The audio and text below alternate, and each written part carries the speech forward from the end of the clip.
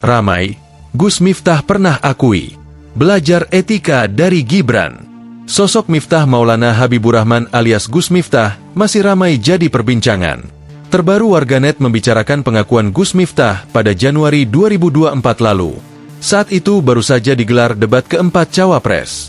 Gibran Rakabuming Raka mendapat hujatan dan kritikan yang dianggap kurang sopan dan tidak menghormati Cawapres lainnya, terutama dengan Cawapres Mahfud MD yang lebih tua dari dirinya.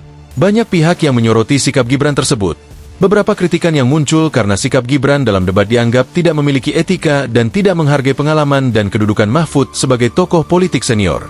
Di tengah banyaknya kritikan dan hujatan tersebut, ada juga pihak yang membela Gibran, salah satunya Gus Miftah. Melalui unggahannya di akun Instagram pribadinya, Gus Miftah pada Selasa, 23 Januari 2024, Gus Miftah secara terang-terangan membela Gibran. Dalam postingannya tersebut, terlihat Gibran sedang menyalami Gus Miftah dengan sopan santun dan menundukkan badannya kepada yang lebih tua dalam salah satu acara pengajian. Saya belajar etika dari Bang Samsul, Gibran _Rakabuming matur nuwun Mas Samsul. Tulisnya dalam akun Instagram pribadinya Gus Miftah. Unggahan tersebut menuai banyak komentar. Ada yang memuji, dan ada juga yang tetap tidak setuju dengan pernyataan Gus Miftah tersebut.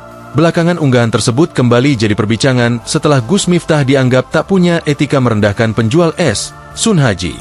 Gus Miftah kemudian mengundurkan diri dari jabatan utusan khusus Presiden.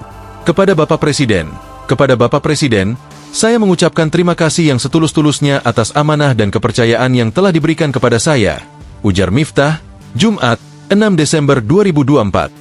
Dia mengatakan keputusannya mundur tanpa tekanan. Miftah juga mengatakan keputusannya itu bukan permintaan siapapun.